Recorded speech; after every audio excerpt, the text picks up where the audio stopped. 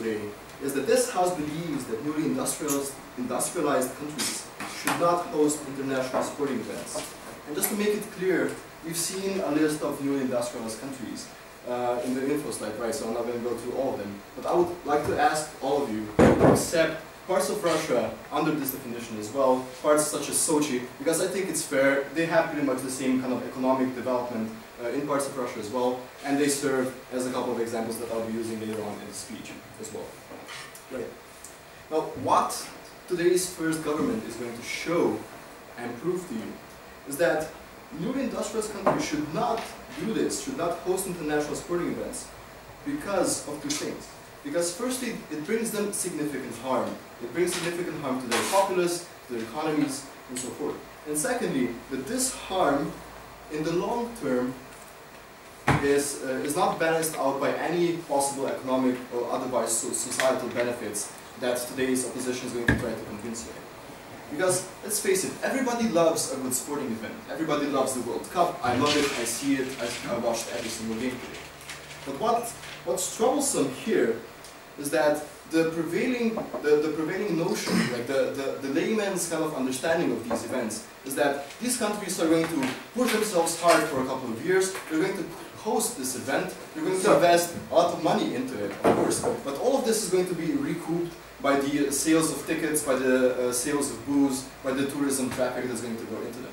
But in the short term, what actually happens is that in the case of Russia in Sochi, in Brazil this World Cup, in South Africa the previous World Cup, in China in the Olympic Games, in the Summer Olympic Games, we've seen that none of these countries really recouped the costs of the investment into the infrastructure that they invested in the short term from the tourist traffic. But sir, is it not a good thing that they built this infrastructure? Can it not be used by the people within the country afterwards? I'll get to that once I get into the case, so I think your question will be answered.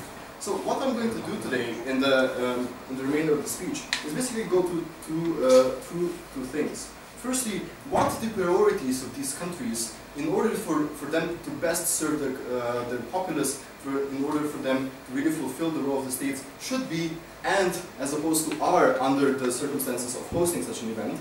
And secondly, how hosting such an event is exploitative towards the workforce of these countries and the people and their human rights as such. Now, moving on to the first one.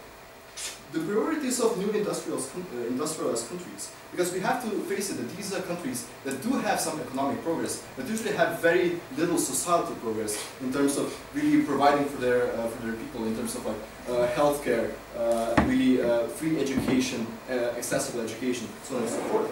So what happens is that the development of such, the investment in such events, such sporting events, is usually very specific. So it goes into very specific things, right? So it takes away money and manpower and political will, and this is extremely important as well, from more sustainable projects, such as building schools, such as, I don't know, building public transport all over the country, such as providing, I don't know, assistance for families that are poor, housing projects, and so on and so forth. So what usually happens is that there's two types of projects that are invested in. Building stadiums, building the sites themselves, and building the limited infrastructure that is going to aid in building these stadiums and so forth. So roads, highways, so on and so forth. But what happens usually is that because these events are hosted in very discrete locations, discrete spots, only these discrete spots get the extra kind of benefit from the infrastructure that they've been talking about, while most of the country does not benefit from this, as opposed to other policies such as education, such as healthcare, where the entire populace could and would gain from it. So, secondly, these countries usually do not really have a very well developed, a very kind of a mobile, agile democracy in place, right? So they barely have the checks and balances that we would kind of expect from a Western country that has like hundreds of years of a democratic tradition in place. So what happens in this case, when these countries decide to host such events, they receive usually vast sums of foreign direct investment. They are placed under extreme kind of economic duress and stress of the people like actually financing the project next to the country itself, right?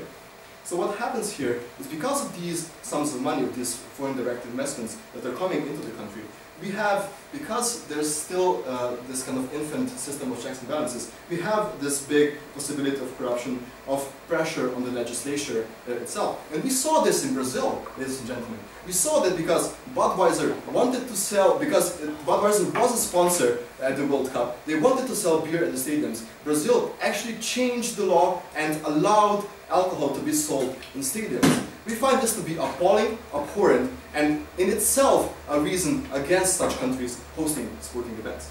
Now, but moving on, second point, how it's exploited to the workforce and the people. Now, one of the reasons why such countries specifically get these events is because they have access to cheap labor force. But we have to ask ourselves, why is it cheap? Well, because it's usually unsafe, unregulated, non-unionized. So basically, the workers' rights are not taken care of in any sort of sense. And we saw this in the debate of Qatar, for instance, for the next World Cup. Now, before the opposition stands up and says, yeah, but this is going to lead to a development of labor laws and so forth. What we're saying is that under these circumstances of hosting such an event, it's much less likely for these countries to develop such laws because, well, otherwise they will not be able to finish the projects, they will not be able to fulfill the international kind of obligations that they have gotten themselves into. So it's much less likely for this to be actually solved. And secondly, we have this lax protection of human rights during these projects, right? Because they don't have the tradition simply in place. So for instance, we have forced relocations. We've seen them in South Africa, we've seen them in Brazil, the forced relocations of people living in the slums where these new stadiums are supposed to be built. We have higher taxes, for instance, or bus fares in the case in point in Brazil. We have more incentive for a country to more harshly crack down on protests and dissidents because it's being watched. And we saw this, for instance, in China during the Olympic Games. So because of all of these reasons, because these are not the priorities this country should be focusing on, because it's exploitative, because it leads to more harm in the short and in the long term, we proudly support the motion of not letting these countries host such international sporting events. Thank you. Thanks, speaker, for his speech, and we'd like to call up the, I suppose, the only member of team opposition, opening opposition.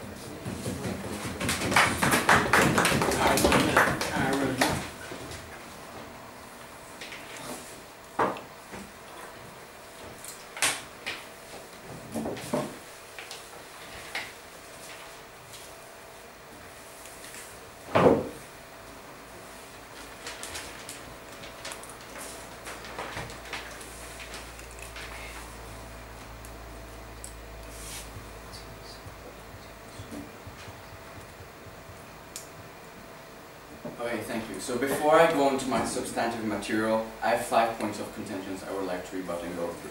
My first point of contention is to their notion that the countries will build infrastructure and then they won't make any type of amount of money out of it. No, this is fundamentally incorrect. Why?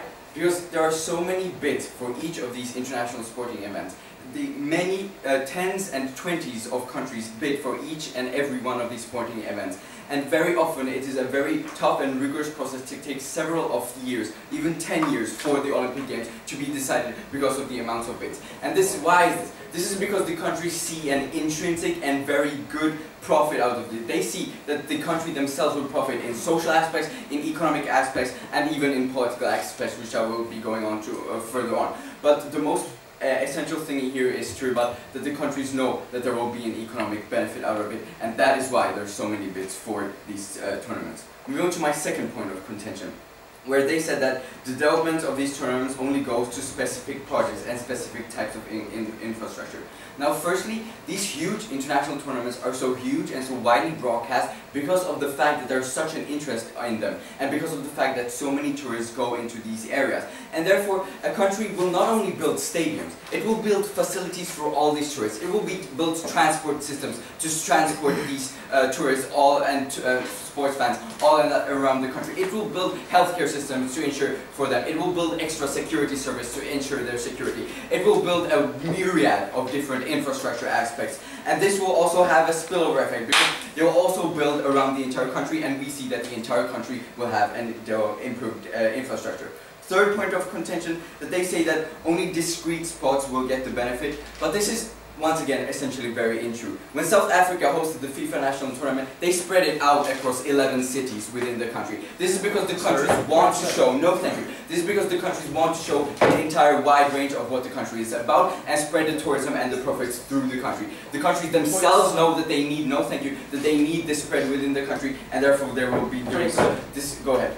So after the World Cup, none of those 11 cities have access to those stadiums because only the city in which the stadium is. Of course, these cities won't want to have access to the stadium, but these cities have access to the facilities that were built for them. These cities have access to the transport systems that were in place for the people. These cities have access to the healthcare and hospital systems that were in place. But most of all, there is a culture of safety that is imprinted from what was imposed on the World Cup. Then moving on to my fourth point of contention, that this adaptation that these countries need to adapt to sponsors. Well, we see this everywhere around the world, and also we see this in any type of sports. And also, finally, the fifth point of contention, that the countries are picked for the low labor force. This simply isn't true because organizations such as FIFA have stipulations on themselves in order to not ensure that any exploitation is taking place. And they give the, no thank you, and the reason for why they give it to NICs in developing countries is because they want to attract a more exotic tourist base. So this is simply not true. Now, moving on to my positive matter. I will have three arguments in my first speech. Firstly, how it will give these countries something they need, a place on the map. Secondly, how it will give the countries a huge incentive to build infrastructure. And finally, how it will attract a wide population to the country and a mix of culture. So moving on to my first point. Now, it will give countries a place on the map. Now, we know of countries such as Philippines, we know of Thailand, we know of South Africa, we know of Indonesia, we know of all these countries. But since they aren't developed countries yet, we don't really know that they exist in the way they need to. Now, what is the way they need to exist? Most of these NICs exist on the premise that they make money off tourism. They make money of investment of other people coming into these countries, and this is what they see as emancipating them into the state of being developed countries. Now, therefore, they need an appeal from the Western countries. They need an appeal from the Western people. They simply need to have a place in the map, in the minds of the Western people. Now, a country like South Africa had very low tourism before the World Cup. Why? Because when the World Cup came in, people all around the world, no thank you, people all around the World Cup had a huge amount of user base and fan base, and therefore people around the world saw this as a place that they could go to. They saw what measures South Africa was going, and they actually saw South Africa as a place on the map. So regardless of if South Africa didn't have access to the stadiums, if they didn't even have access to the facilities, they at least had a long-term support of being on the map for the Western countries and the Western people that could then go in, and they could then have support from these people, from the Western countries, from tourism, since these people are now not afraid, since they now had seen that this country exists and that it is able to host such a huge.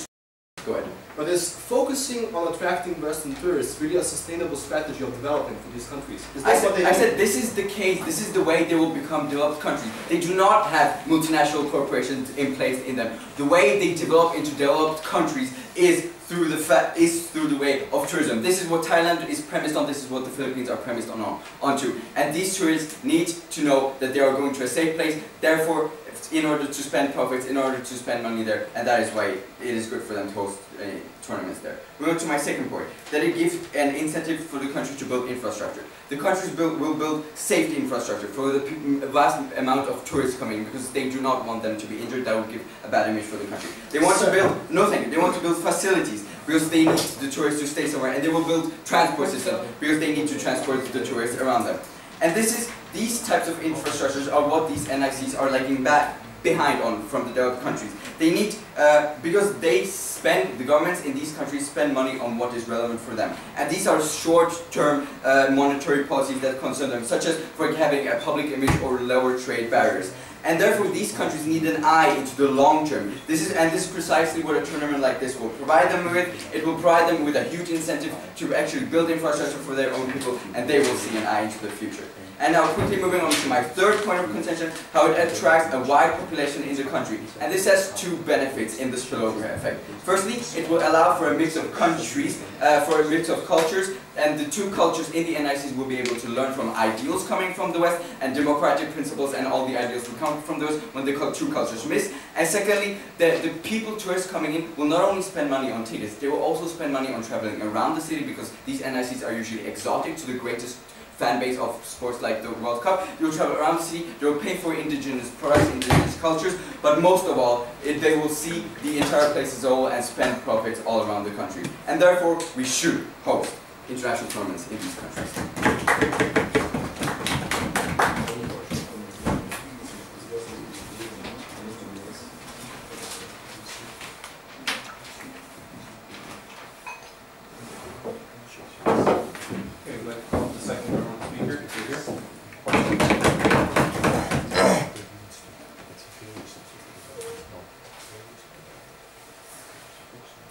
Ladies and gentlemen, capitalism is an ideology that materializes the rich, vulgarizes the middle class, and brutalizes the poor. So what we on the side of the government believe is that any kind of exploitation from major sporting events that are driven solely by profit is the brutalization of the developing countries that should have different kind of attention and different kind of help considering the stage in the development that they are in.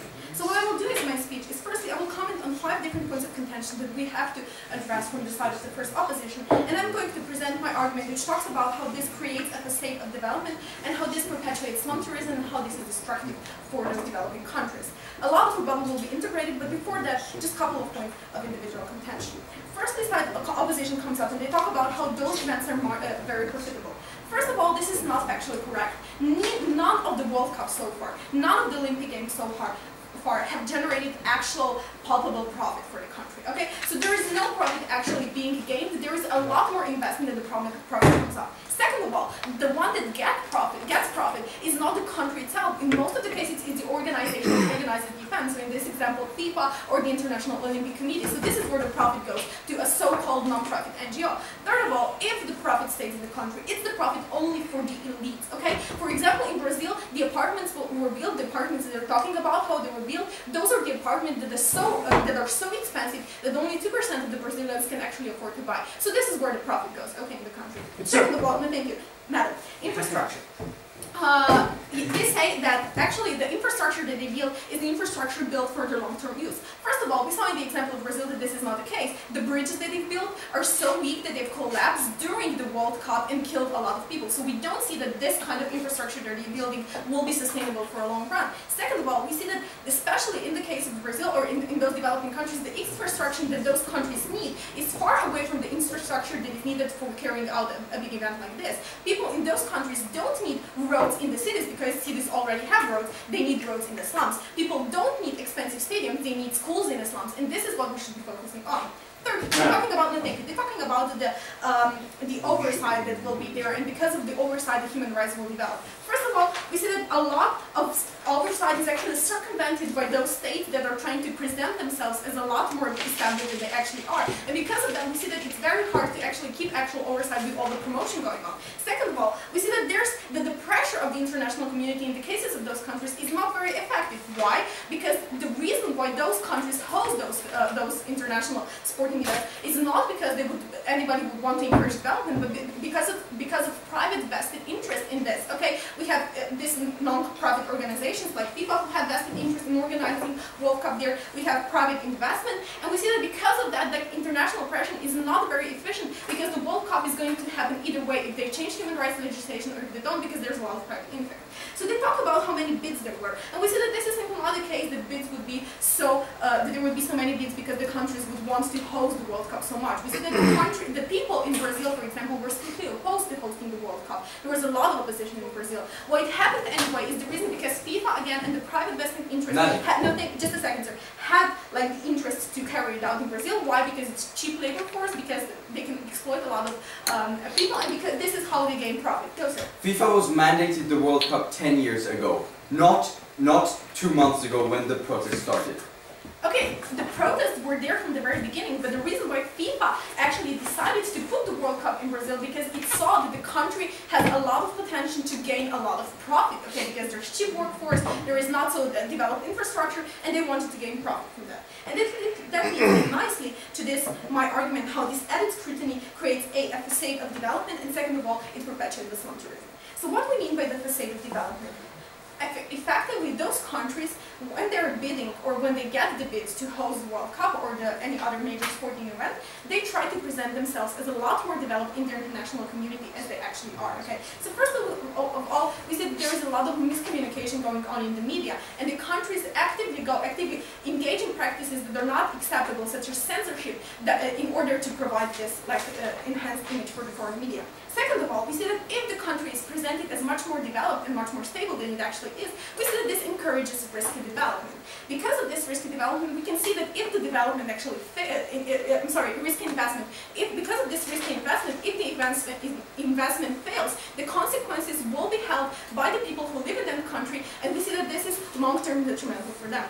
Third of all, we see that because of this overemphasized appearance of development, we see that there is a minimized incentive for developmental assistance to those countries. And fourthly, we see that because of that, those countries kind of, in the eyes of the international community, marginalize the actual development problems that they have, and because of that, we see that they also disincentivize the international community to help with those problems.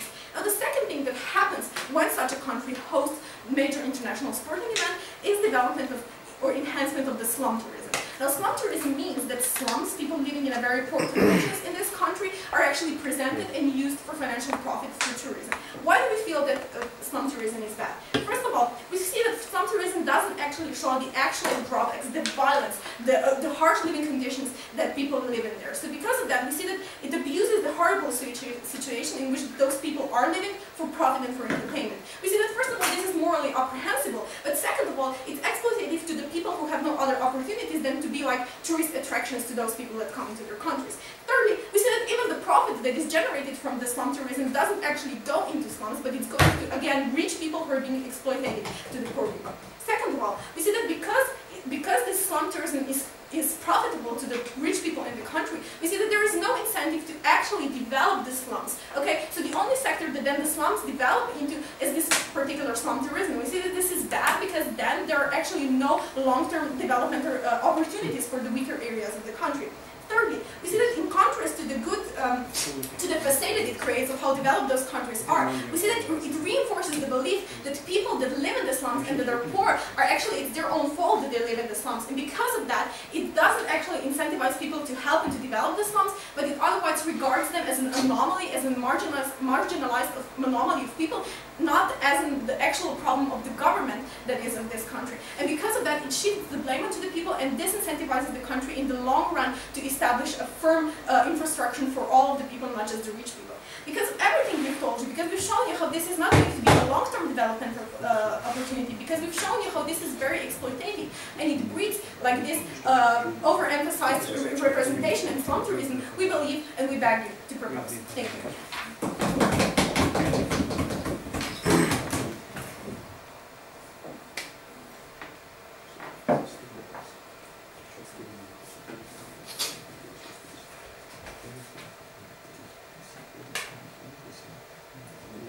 Okay, we'd like to call up the speakers from the opening opposition once again. Here.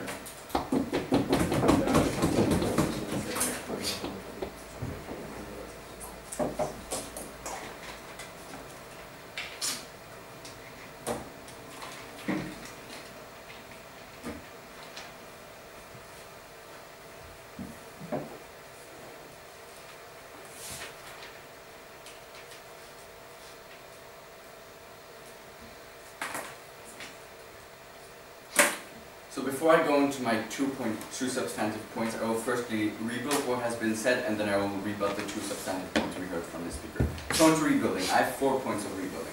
Firstly, they talked about that still no World Cup has generated any profit, no such international tournament has generated any profit for these countries. But there was no response to the fact that we still have so many countries that are so interested in hosting these tournaments. There must be profits that are coming from them. The countries must see some good in what comes out of these countries. And because of this, these countries will be more attracted and will continue wanting this. FIFA does not enforce coercively any type of international tournament. These countries themselves go up and bid and fiercely fight for getting this because there is a profit out of it. Moving to my second point, that money will only go to the elites. And now I'm saying that, okay, maybe the money of the tickets, maybe the huge millions of money going for this for the building the sports stadium will go to the elite.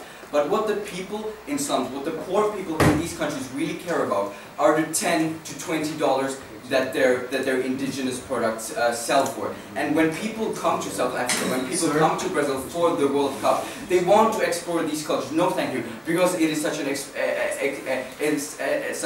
exotic place. That is also one reason why they go there, not only to see the sport, but also to see the culture. And then when these go and see the culture and buy these indigenous products and interact with the domestic firms that exist there, they will spend money, and this will be good for the people there. No, thank you. So we see that even those poor will get what they need from a spillover of the tourists. Moving to my third point, that they said that infrastructure won't be sustainable and it won't be enough, but that once again ignores completely my analysis that I brought forth here, telling you that these countries will never have the incentive to put so much money on healthcare. They'll never have so much interest to put on transport system at all, because these countries rather spend time on short-term monetary policies such as getting down train barriers or foreign trade. Instead, these tournaments will actually now give the government an incentive to finally focus on the infrastructure, so we will have at least some type of movement in there. Fourthly, that they talk about that there will be no change in human rights, and that will actually be my second point of substantive, so integrated there. So moving on to my rebuttal, 2 points here. First, to the argument that the country must not be portrayed as bad as it is. If South Africa is portrayed better than it really is, or Brazil is, that is very bad. But I say that is extremely good, because it will give people assurance to go to that country. It will give people assurance to go there as tourists. And as I outlined before, this is what the country needs. If there are slums, if there are favelas with huge amounts of crime in Brazil, people won't want to go there. But suddenly if they turn on their TV and see these huge stadiums, huge international tournaments, and people being happy on TV, being in the country, they will now feel assured and go into the country. And this will entail all the benefits I was talking about in my first substantive. Go ahead. So on that point, sir, if Brazil is presented as a more safe environment for investments than it really is, don't you think that investing in there would then actually generate a lot of harms for the people who invest? Thank you. No, I think it will generate a lot of good stuff, because not investing at all is always much worse than investing in some type of thing. And companies will not invest, people will not go there if they do not feel assured. So I say it's good that the countries are portrayed better than they are. Moving to my second point of contention, no thank you, they say that it perpetuates the slum tourism and exploitation. But I say that even though the people go there to see the slums, people will at least, as I was talking about, spend money in the slums. The slums will at least be given a chance for international recognition. The slums will finally be given a chance to come into the international media. And if the people see that the slums are truly as bad as Proposition was showing us, people will feel sorry for these people, that they came down for an international tournament and they saw people suffering. They'll come home, they'll want to go back, they'll tell their friends, and as internationally we'll know that these slums exist and the people are feeling so bad, and there will be action taken against them, rather than no action at all. No thank you. Moving on to my substantive, I have 2 substantive points. Firstly, onto my first one, and this is that hosting sporting events in here will give the NICs an opportunity to penetrate the world of sports. For long, sports have been in the hands of the Western world, of the developed countries. These have been who had availability for money to put on their sportsmen. These were with the availability to build huge stadiums, and throughout history, sports was played in the West. But now, when we host international tournaments in countries such as Brazil, Brazil is given an automatic spot in the tournament. There are more seats for the countries in South Africa, which are NICs. Same thing happens on the other side in Asia, and therefore they can participate in these tournaments much easier than they otherwise would, because they do not have the same culture, same financial benefits to training their athletes as the West. Why is this good? Because sports connote a lot of money. having good sport athletes, having a good international team, not only fosters pride within the country and monetary investment within the country and increased cash flow, but it also brings money to the country itself. Having good football players, having good football players, having good swimmers will bring sponsors to the country, will bring interest to the country, and will as a whole allow the NICs to penetrate the world of sports and allow them to enjoy the benefits the Western world has been enjoying historically and throughout history from sports. Moving on to my second point, that hosting these international tournaments in NICs will actually, and this is the integrated rebuttal, will actually fight problems such as racism, such as segregation in these countries. Why? Because these countries are often do not have democratic mechanisms in place. They do not have democratic mechanisms against racism, against segregation, such as fighting racism and emancipating women's human rights, etc. But when organizations such as FIFA come in, no thank you, they require it. They come with huge banners saying no to racism. They come with such banners disallowing any type of this. And firstly, this has two good events. Firstly, because during the event, it spreads the ideals against racism, against segregation, and against such violence that would otherwise not be in place in the cultures of these people. But secondly, also, in the nature of sports. The nature of sports bring people together to watch the sports together, to see what is going on in the sports together, and thus it will embrace all these people in the cultures we have in the West. It will spread the cultures of upholding women's rights, of upholding democratic mechanisms to these countries, because these organizations require them and not host their tournaments. And when they spread these organizations, the people within the countries from the nature of sports come together and embrace these mechanisms and democratic principles into their own society, and thus are able to spread it through the country, into the government, and as a whole increase the amount of democratic principles and non-racism, non-segregations in these countries that right now violates these countries. So as a whole, we see that the countries will have more profits of it, they will fight principles, they will be able to penetrate the world of sports, and as a whole, they will be better off if they host the international tournaments.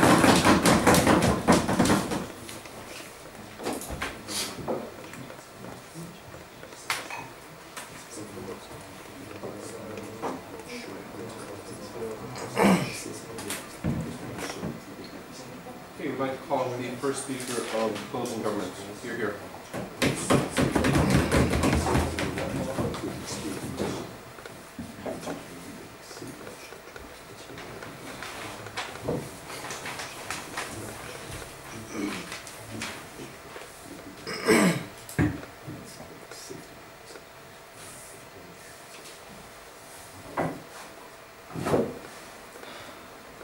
Ladies and gentlemen, in the status quo we have all these organizations for these countries building these stadiums and all these things for the sports. We already see these countries failing to maintain them, and I'll address this in my speech. So two extensions in today's debate, and we like the fact that opening government addressed these long-term excessive harms. Now what we tell you is that how even with the capability of these countries, emphasis on the even if, ladies and gentlemen, hosting these international events has no long-term excessive harms. Secondly, how the nature of these newly industrialized countries doesn't actually allow for these countries to actually host these events. Now we have one simple yardstick in today's debate, which wasn't addressed from both sides to admit, ladies and gentlemen, which was which side better ensures a balance between economic stability and access as well as development of sports. Now what we didn't hear from today's debate, what exactly are these sports events, ladies and gentlemen?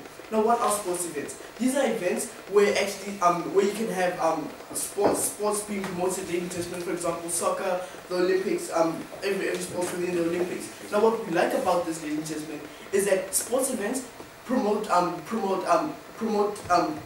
promote discrimination, which they address, and I'll show you how then this is beneficial and still harmful. Now coming to a bit of rebuttal, I have one major question I'll be answering. Which side actually acts in the best interest of these industrialized countries? Now I have three levels of rebuttal, which is basically the revenue generated from these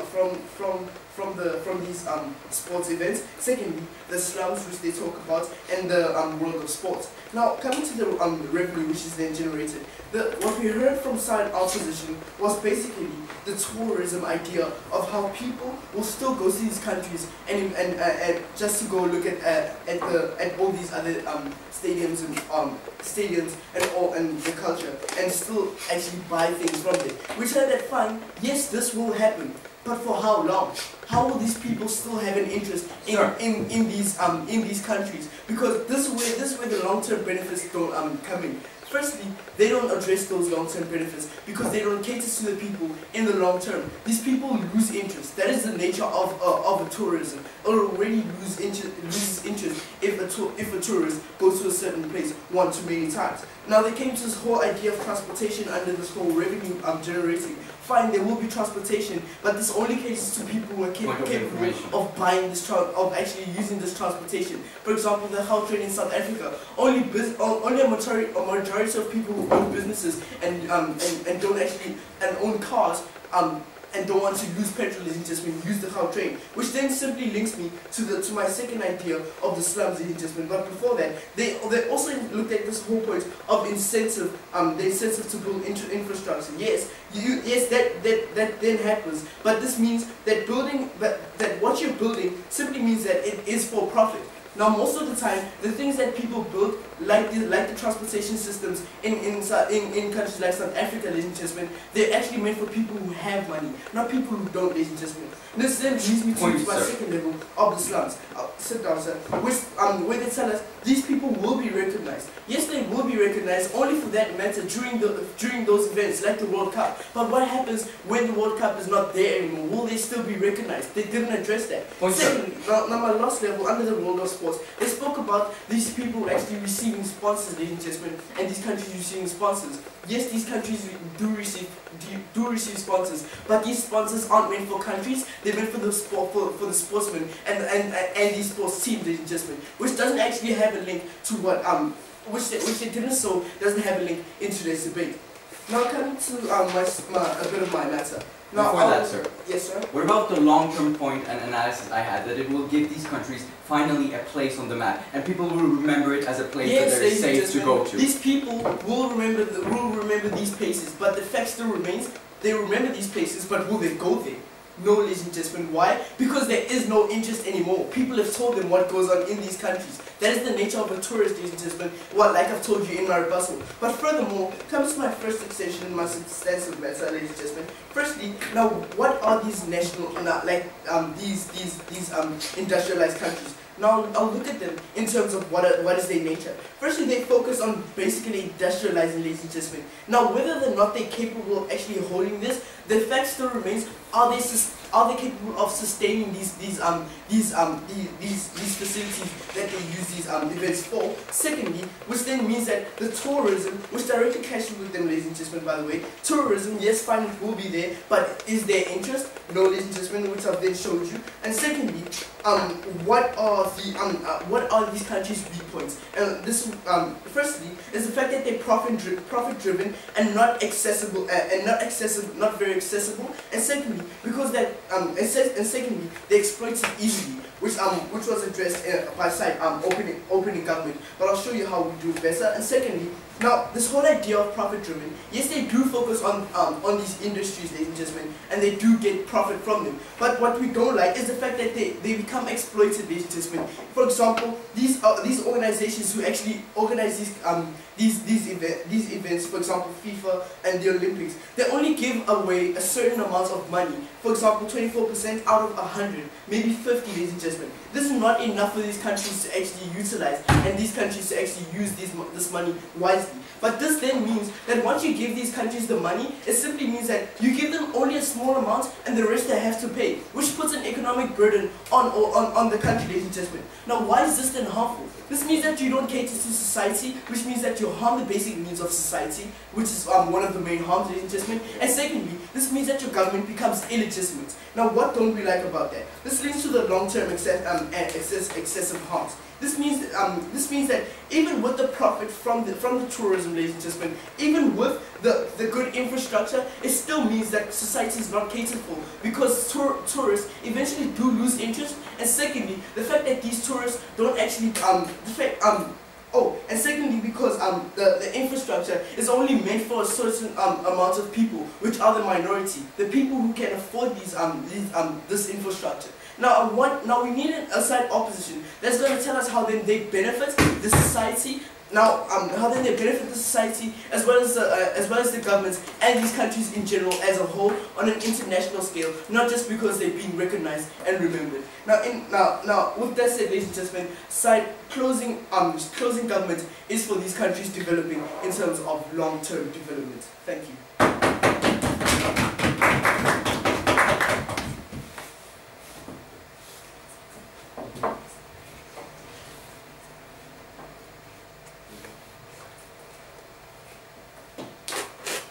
Would you like to call up the first speaker of closing opposition? Here.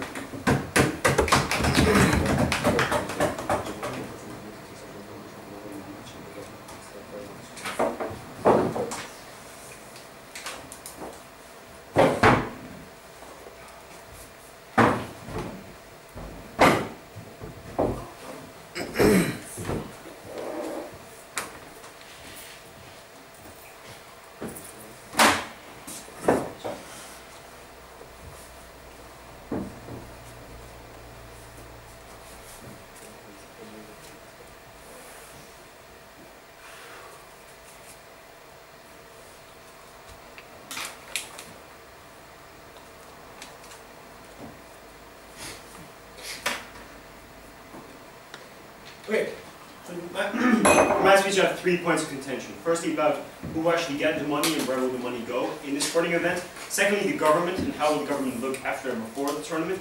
And lastly, how will rights in the country actually be affected after and before the tournament. So firstly, money. Where does the money go? Where does it come from? And how does it benefit the country? On team proposition, we said, well, the money goes to the rich. That's basically it. We see that the infrastructure is only built for the rich. The tickets solely go to FIFA. I didn't know FIFA was a multi-billion-dollar company at this point, but that doesn't seem the case, apparently.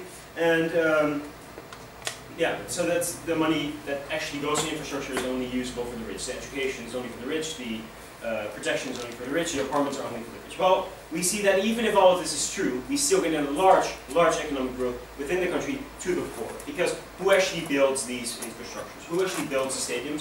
Who actually builds the roads? Who actually builds the apartment? We can see that it's very simple. It's going to be the poor workers. Thank you, sir. Proposition even pointed out that why FIFA is being held in this country is because there are workers that you can pay less money than you see in the West. However, this would just mean that these workers are actually being used. This is not some kind of a dictatorship where workers are forced to work like slaves. They will actually gain money from this, which they can use to spending. How is this money going exactly out of their pockets? No, it is going into the pockets. So no, thank you, sir. We're actually giving opportunities to workers. What they then say to this is that, well, no, because okay, go ahead. Okay, first of all, those workers only get the minimum pay because the way that those companies design is, the World Cup is designed is to maximize profits. And second of all, those jobs will be gone in 5 years. So where are the workers going to work then? Okay, firstly, the idea of that FIFA will still pay the minimum, even if they pay minimum wage, it means that these people that were now not working are now actually working on something. So we have already an economic growth in the sense that people are making money. We're not taking this away from them. These workers will still maybe even meet minimum wage. They'll still take the jobs, right? So they actually need the money and they'll use it. No, thank you, sir. I'll be going into why this money will actually, why these workers will actually have jobs later on in my speech. So now to my second part of contention, which is about the government and where it will stay after the sport tournament. So what we see on position is that, well, the money will go elsewhere. It will go to sporting events that should not go, that would have gone into education, for example. Well, we see a fallacy there. So you cannot just simply say that because you're spending money on something, it is going to go into the good things like education. No, thank you, sir. This is not the way it works. We need some kind of valid mechanism on why exactly, if money goes to the government, goes to FIFA, it does not go to education. So this doesn't stand on its own. We also see this idea of, no, thank you, sir. They even brought up the idea of foreign investment, which is assuming very good for our side, actually. Because we have actually companies going into the country, investing in it, we're actually going to get more jobs, right? Because that's what they wanted. They said there's no long-lasting jobs. If we get more foreign investment, this will lead to more jobs. And they then said that was, well, this will affect the government negatively because, well, now to take charge of it. They gave us one example of Budweiser is changing a beer law within the stadium, this is a very small effect that you're pointing out here. You made some really big deal out of it. However, this is just a beer law in a stadium. This is not the entire governmental policy. Okay, this is just a very small point, enabling them to maximize profit. Profit will, a smart part, will go to the country. No, thank you, sir. This entire thing is, governments are not completely taken over by the country. You're making an entire new debate about how foreign investment is good. But we point out that foreign investment will actually help to create jobs, because that's what, you know, they need the workers there to actually make their investment worthwhile. No, thank you, sir.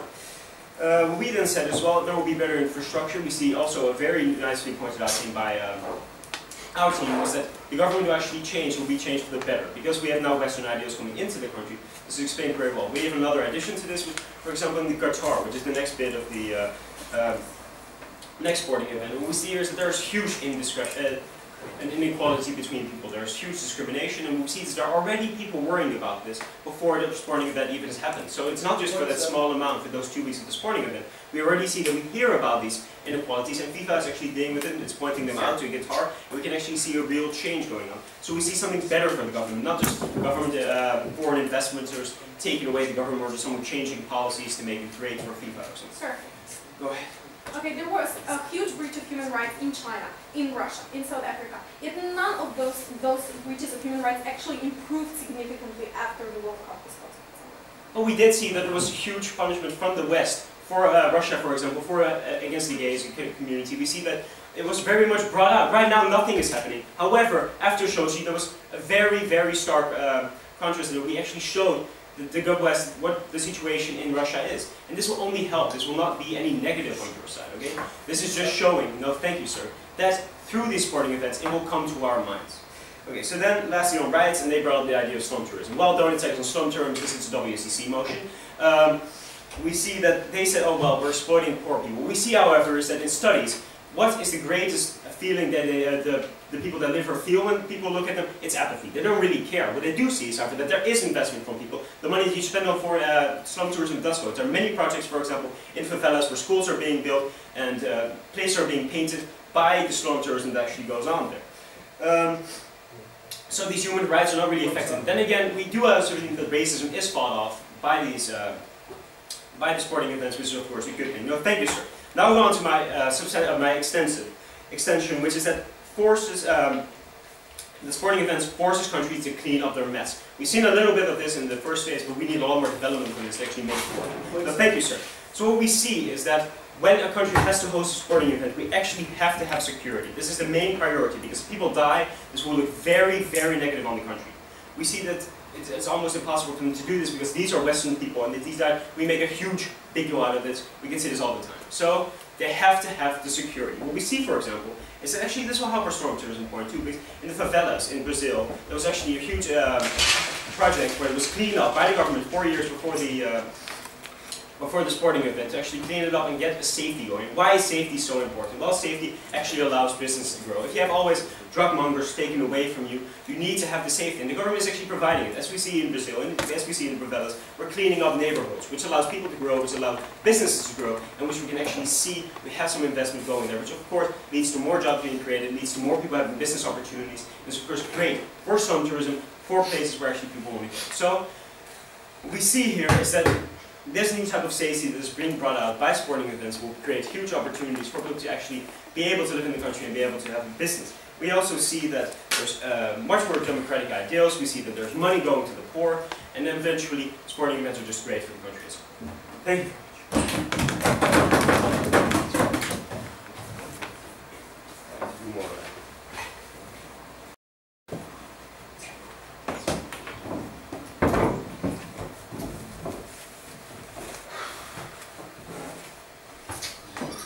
I'd like to call up the last speaker for this proposition bench.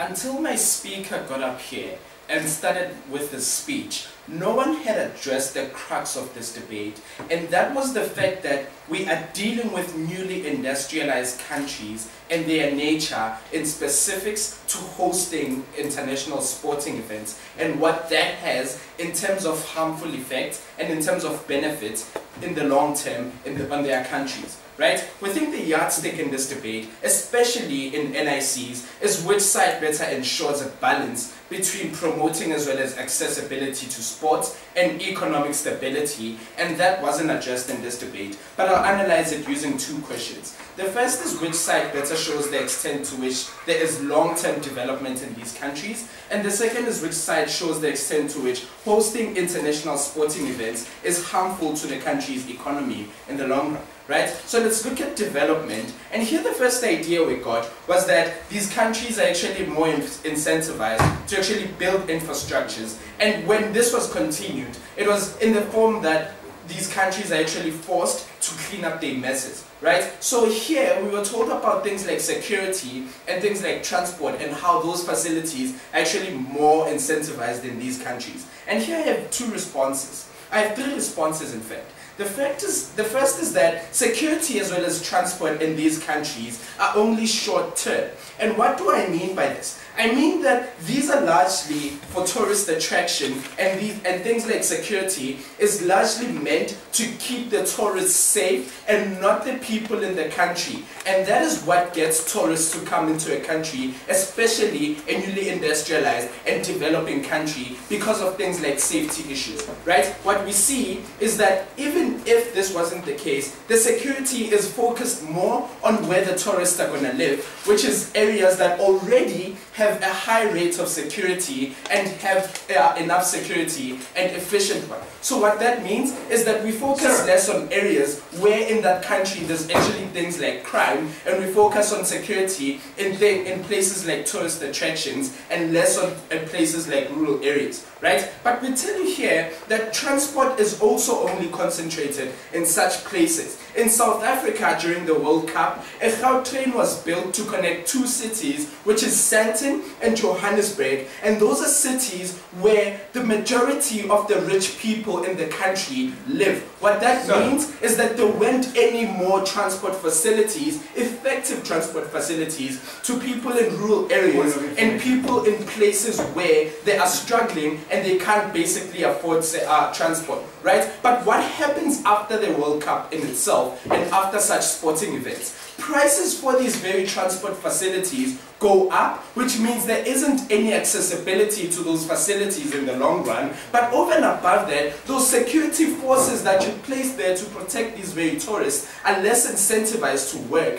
because there isn't any real incentive for them to work, right? Second response to this, we'd say that we'd say that these facilities such as stadiums are not accessible after these very events, right? And here what we tell you is that because of the nature of newly industrialized countries, we see that they're largely profit-driven.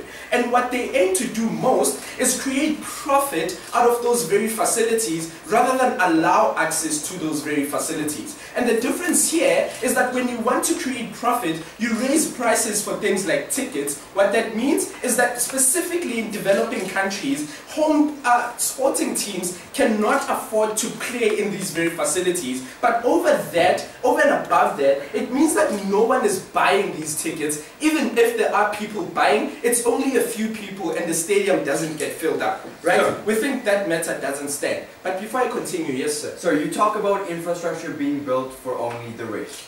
If there's no sporting event, there will be no infrastructure built at all. We think it's better in multinational companies if assuming what you are saying is actually true. Why? Because we don't need to focus on sporting events anyway. These are countries where there's a large emphasis on social issues like housing, like health, like opening up as our government told you. So what's wrong with that, right? So here they also tell us that we solve social issues like racism. And here they they specifically emphasize racism, right? Two responses to this. The World Cup failed in countries like England in 1966 and countries like South Africa in 2010. How do sporting events solve things like racism? But second response to this is that we actually support an inconsistency because these organizations only focus on solving racism within sports itself. What happens after the event? There isn't any emphasis on solving issues like racism. There's an inconsistency there, not taken set, right? We don't think all that matter stands. There is no sustainable development after these sporting events are actually held. Second issue, do we incentivize further benefits, right? And here what we got is that we give these countries what they need, which is a place on the map. And here we're further told that these countries are only recognized because of the assumption that their economies were built largely on tourism.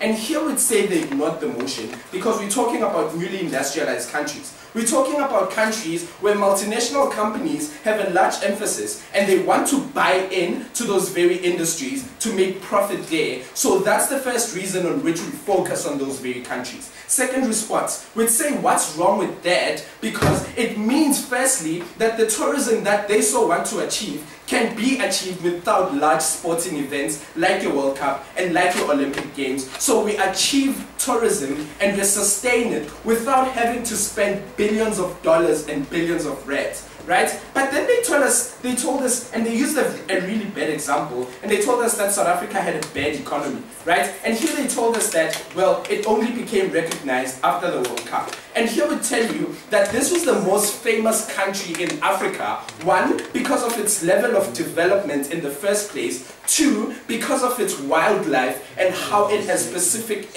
emphasis already on its tourism, right? We tell you that already there was recognition of South Africa.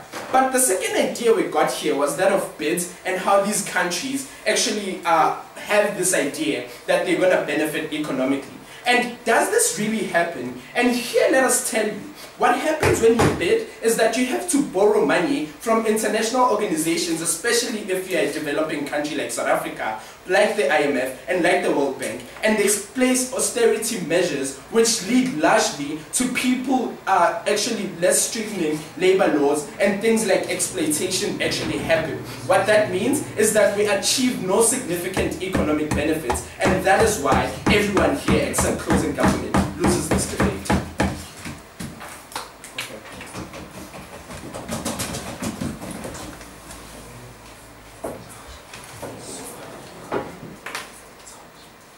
Okay, we'd like to call up the closing speaker of this debate.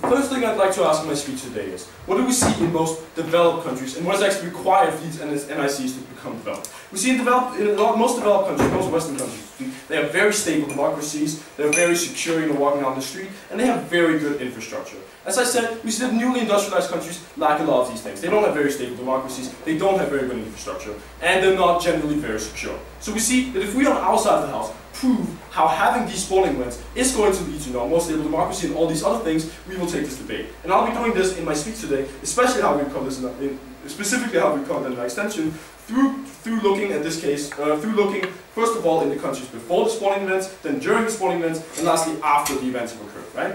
So let's start with before the sporting events. First, the first thing on this I have 3 points. First of all, as my other speaker talked about, we see that some jobs are going to be created within the country. We see that we actually need people to build these stadiums, we need people to actually plan these events and so on. So we see that there's definitely some money that's going to people, money that wouldn't be going to people otherwise if they weren't building this infrastructure. So we see that some jobs are created, and as they said, maybe this is only for 5-10 years, but it's still better than nothing, right? These people will also be getting some skills and things like that. Secondly, we talked about, my speaker also talked about how these issues within the countries will actually be brought into the spotlight because they have this bid for that. For example, in Brazil, right now we're all very aware of the riots that are going on in Brazil because it's in the media, because they're hosting the World Cup. What we ask today is, what if Brazil actually wasn't hosting the World Cup? Would anyone care what was going on in the slums in Brazil? Not really. We see that otherwise people wouldn't care and they wouldn't be spending any money on this. Yes?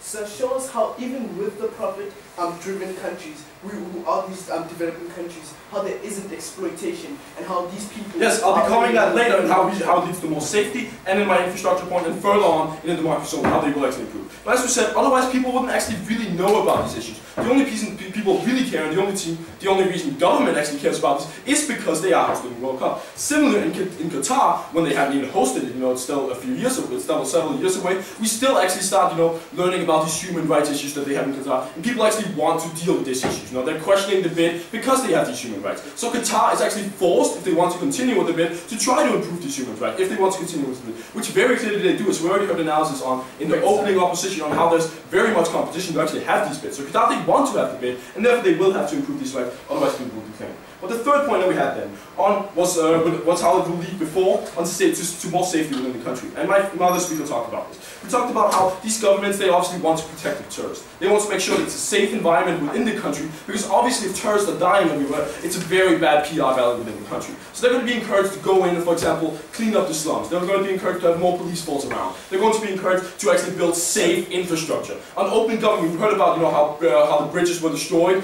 because it was bad infrastructure in the country. Well, we say that actually we believe that Brazil has a very clear incentive to build good infrastructure. Because if tourists are dying within the country because of bad infrastructure or because of unsafe environment, then that's very bad for the country. No, thank you. So we see that these areas, the areas around it, also need to be safe. So we see already before the World Cup is even hosted, before these tournaments are even hosted, we see several benefits. As I said, we see the jobs created, we see how the issues are brought into spotlight in question, and we see the safety within the country developed. So now moving on to during the World Cup. Before that, now here we have 2 points. Here I have 3 points. First of all, we're going to see tourism spending within the country. Again, we see that this goes specifically to the people. It's not the large organizations that control all these small tourist hotspots. We see people are still going to be going around the city, exploring, they're going to be buying goods from the stores and so on. So again, this creates revenue for the people. This is not only going to the government. Second, on the point of visiting the slums, they talked about how people will be seeing the slums, it will lead to an increase in slum tourism. We already talked about, in my other speaker, we talked about this would actually be a good thing, because furthermore, this would raise awareness. People would go back, they would discuss this with their friends, they would say, okay, when we saw the slums were even worse than we thought, we actually want to do something about this. So we see that raises even more awareness. But now leading on to my third point, a very important point that we brought up in my speaker as well, on how a cultural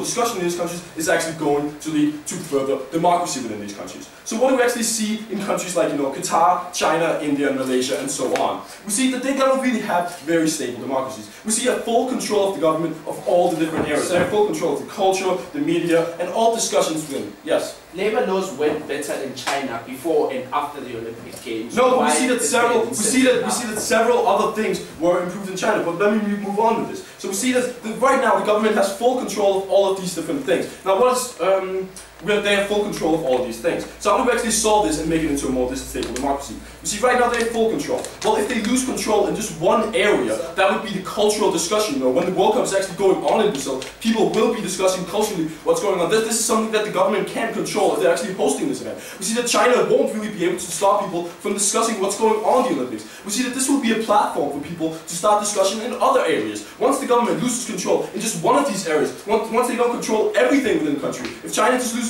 a little bit of control, that's going to lead to a spillover effect and lead to a more stable democracy. It provides a place for people to discuss other ideas after it has passed the law. So we see that by starting up with a cultural democracy in which you can freely discuss these issues, it's later on going to lead and build a foundation, build a stable foundation for a real democracy, and that's what we're going to see in these countries. But now moving on to after the events have happened. And again, here we have 2 points. First of all, I have 2 points. First of all, how the infrastructure will remain, and secondly, how the democracy will remain, and why that is good.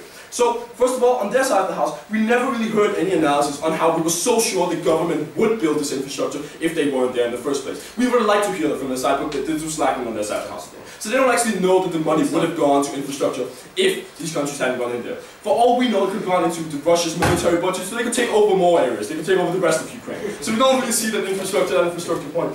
it falls on their side. But furthermore, we provide a good analysis of how it's actually good infrastructure that they will provide. You know, as we said, they actually have an incentive to provide a good place for the tourists to be. They don't really want bridges to be destroyed so tourists will be dying. That gives very bad PR image to these countries. This is not what they want. Furthermore, we explained how it was spread over many cities. In South Africa, it was between 10 different cities. Now, what does this actually mean? In terms of transport, first of all, it would mean that you need to be able to travel between the different cities because you probably want to see games at different stadiums. Furthermore, we also see that there actually needs to be transport within the city, and the general city area has to be safe. So we see in the sense that maybe it might not be the full country as well, but it's definitely more than what's on their side of the house today. They provide no infrastructure. We provide some in at least these 10 different cities, and some transport between them. Furthermore, we also provide, for example, healthcare if these people get bad health. So we see that there's a clear government incentive to protect these tourists, and they will provide good infrastructure, safe infrastructure. Then on the democracy point as well, we see on how after the country, we see that democracy is also going to remain, and it's going to lead to further discussion. But I already analyzed this point. So to summarize, because we've proven on our side of the house today how there's better infrastructure, there's more security, and it's going to be more democracy, exactly what these newly industrialized countries need, we take this debate today.